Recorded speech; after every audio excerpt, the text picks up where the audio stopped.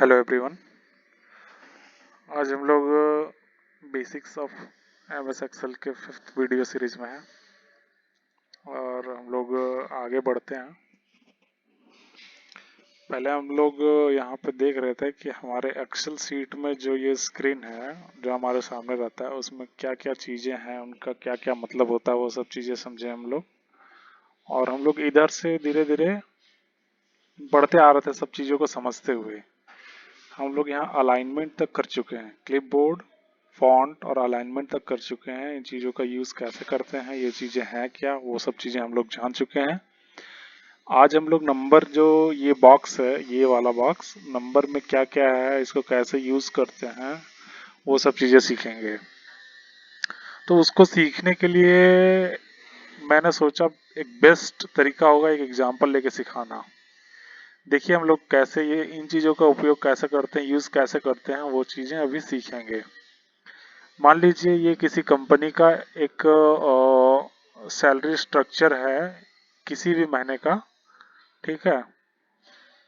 और ये लोग हैं जो इस कंपनी में काम करते हैं, ये इनका डेजिग्नेशन है, इनका रेट है, पर डे इनकी सैलरी क्या है वो है, और इनका अटेंडेंस एक महीने में कितना था, 30 दिन में कितना था, ठीक है। उसके हिसाब से इनका टोटल सैलरी कितना बनता है, ये है।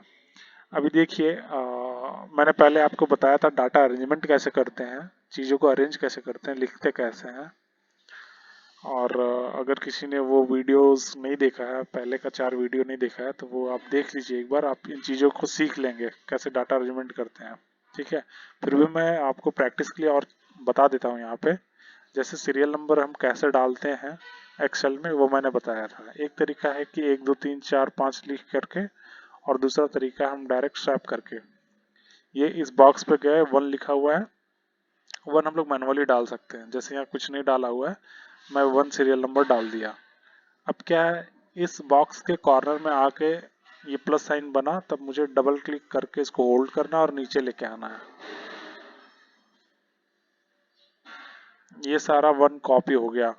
अब अगर हमको सीरीज में भरना है तो आप यहाँ पे जाइए, इस चीज पे इसको क्लिक कीजिए। यहाँ पे ऑप्शन आता है फिल सीरीज का, आपको स्क्रीन पर नहीं दिख रहा होगा। आप जब उसे क्लिक करेंगे तब फिल सीरीज का ऑप्शन आएगा, उसे क्लिक कर दीजिएगा, ये सीरीज में आपका भर जाएगा। 13 तक आ गया। अब हम फिर से एक बार इसको क्लिक करके नीचे आ गए, फिर से फिल सीरीज कर देंगे, हमारा टोटल सीरीज में सारा नाम आ गया, ठीक है। पहला चीज ये करते हैं। दूसरा चीज, जब भी डाटा अरेंज करते हैं हम लोग, तो आइडेंटिफिकेशन के लिए हम लोग टाइटल बार जो होता है, टाइटल जो होता है जिसमें हम लोग टाइटल डाले होते हैं, जैसे ये serial number, name, designation, rate per day, attendance, total salary, ये सब टाइटल है और ये सब हमारा डाटा है। तो टाइटल हम लोग बोल्ड में लिखते हैं ताकि हम इसको आइडेंटिफाई कर सके, आइडेंटिफिकेशन में हमें आसानी हो। तो क्या करें, हमको जिनको बोल्ड में करना है उनको, उन पूरे को सेलेक्ट कर लिया हमने। और फिर बोल्ड कैसे करते हैं मैंने पिछली वीडियोस में बताया, फिर भी आप एक बार और यहाँ पे देख लीजिए। ये जो बी है इसका मतलब बोल्ड होता है, हमने बी क्लिक कर दिया, ये बोल्ड में आ गया। पहला चीज। दूसरा चीज कि हम चाहते हैं कि ये जो चीजें लिखी हुई हैं वो बॉक्स के मिडिल में हो, तो अलाइनमेंट हमें इसका सुधारना है, मिडिल में करना है अलाइनमेंट। तो कैसे करते हैं, एक बार पूरे को सिलेक्ट कर लीजिए आप, यहाँ से पूरे को, सॉरी, पूरे को हमने सेलेक्ट कर लिया। और ये अलाइनमेंट में हम जानते हैं ये तीनों किस काम में आते हैं, ये तीनों किस काम में आते हैं, हमें सेंटर में करना है। तो इस वाले ये जो ऑप्शन है इस पर क्लिक करेंगे तो हमारा डाटा सेंटर में आ जाएगा, ठीक है।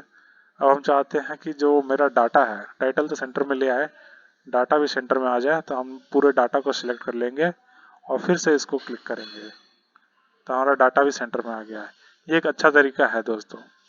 आप देख रहे हैं अभी देखने में ज़्यादा बेटर लग रहा है, ज़्यादा अच्छा लग रहा है। तो ये चीज़ें इसीलिए हैं, एक्सेल में काम करना हमारे लिए सुविधाजनक है।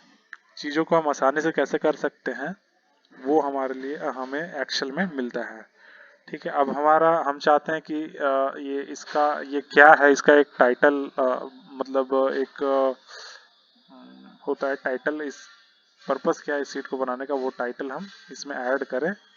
तो हम यहाँ पे एक कंपनी का नाम और नीचे टाइटल लिखेंगे। देखिए यहाँ पे हम लिखेंगे कंपनी का नाम इस बॉक्स में।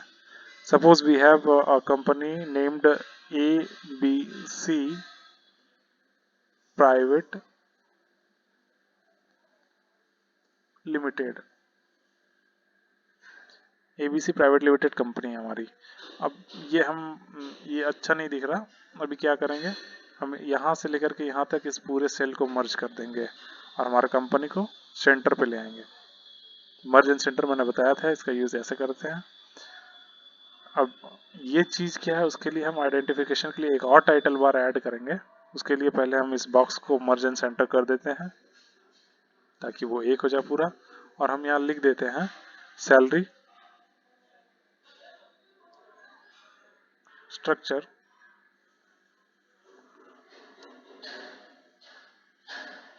और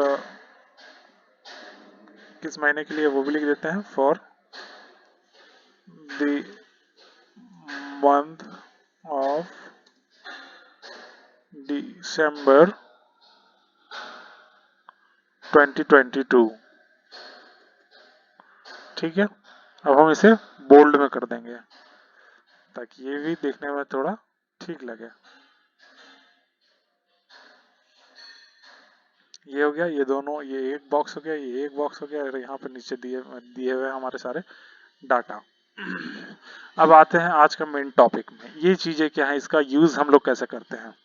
देखिए, ये जो जनरल लिखा हुआ है, अगर हम किसी बॉक्स को क्लिक करते हैं, सपोज ये है, और वो जनरल का मतलब क्या है, जब इस ये ये जो चीज है, इसमें आप देख रहे होंगे यहाँ पे डॉलर का साइन बना हुआ, परसेंटेज का साइन बना हुआ है, 00 लिखा हुआ है, डेसिमल दिया हुआ है, 00 लिखा हुआ है, डेसिमल दिया हुआ है।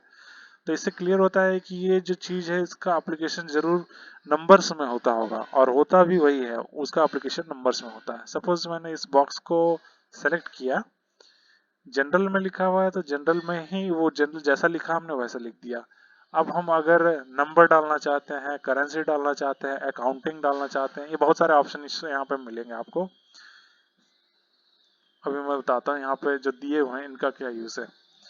ये जो डॉलर है, इसका मतलब है कि ये जो आपको अमाउंट दिया हुआ है, अगर मैं चाहता हूँ कि ये इस तरह नहीं, मैं इसे रुपीज में लिखूं। अगर इंडिया में हो तो जाहिर सी बात है, ये सैलरी हमारा रुपीज में होगा, ये भी सैलरी हमारा रुपीज में होगा।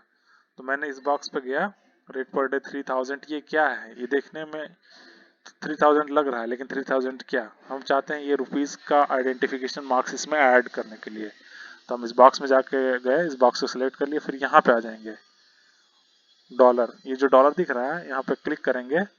हम अगर डॉलर में रेट रखना चाहें तो यहाँ पे क्लिक कर देंगे, हमारा $3000 ये दिख रहा है। अब हम आसानी से आइडेंटिफाई कर सकते हैं ये $3000 है, मतलब पैसों की बात हो रही है।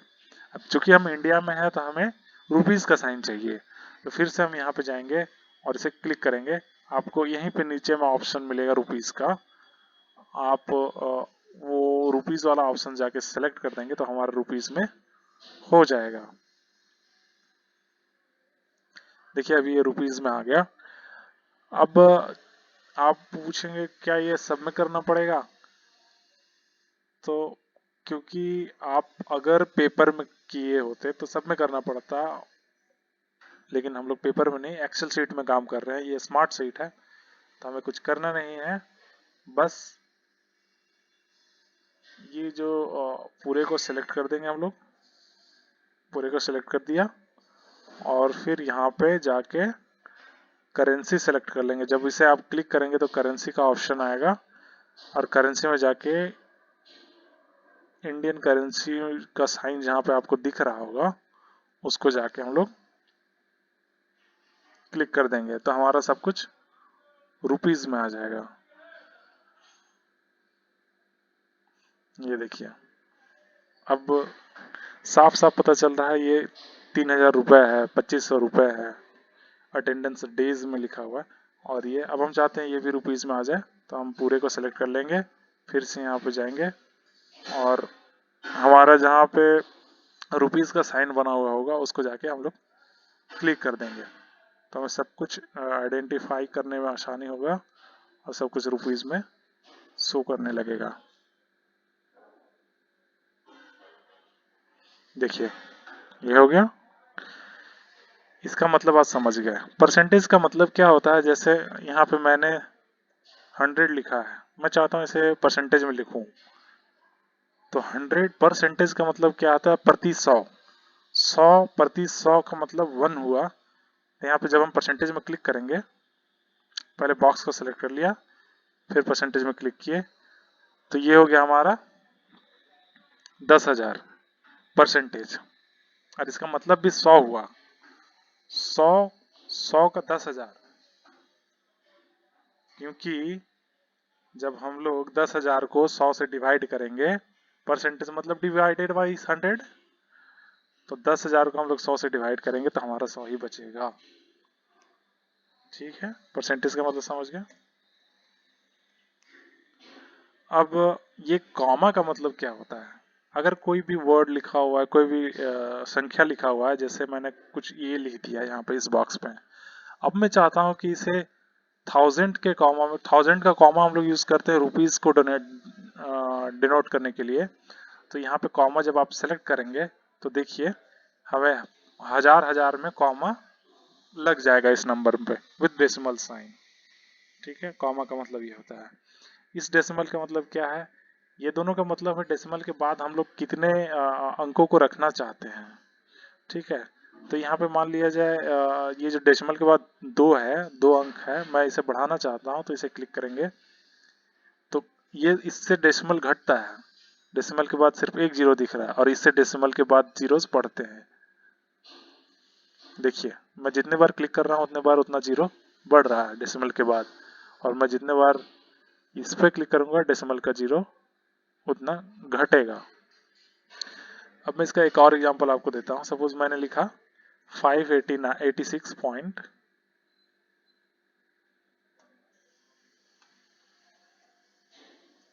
सॉरी, सपोज इस बॉक्स पे मैंने लिखा 586.32145। ठीक है, डेसिमल के बाद 5 अंक है। अब मैं देखिए डेसिमल के बाद के अंकों को घटाना चाहता हूँ, तो यहाँ से क्लिक करेंगे, डेसिमल के बाद 4 अंक है, फिर से डेसिमल के बाद 1 अंक, डेसिमल के बाद 1 अंक, डेसिमल के बाद 1 अंक। एक और चीज होता है, ये सिंपली ये एक है जैसे 586.3 टू, एक मिनट, 586.3289 है। और अगर मैं इसका डेसिमल घटाना चाहूँ, यहाँ पे मैंने उतने अंकों का लिखा, लेकिन ये ऑटोमेटिकली डेसिमल के बाद एक डिजिट को लिया। अब मैं अगर बढ़ाना चाहता हूँ तो इसे क्लिक करूंगा, वो खुद ब खुद वो नंबर्स ले लेगा जितने हमने डाले हुए थे। तो इन दोनों का मतलब वही होता है, वो हाइड हो जाता है और अनहाइड होता है। डेसिमल के बाद जो नंबर्स होते हैं उनको हाइड अनहाइड करने के लिए वो यूज होता है। आज के वीडियो में हम लोग इन चीज़ों को समझे कि ये जो चीज़ें हैं 1 2 3 4, इन चारों का मतलब क्या है वो हमने समझ गया। उसका यूज़ कैसे करते हैं हम लोग इस तरह के सीट में बना के समझ गए।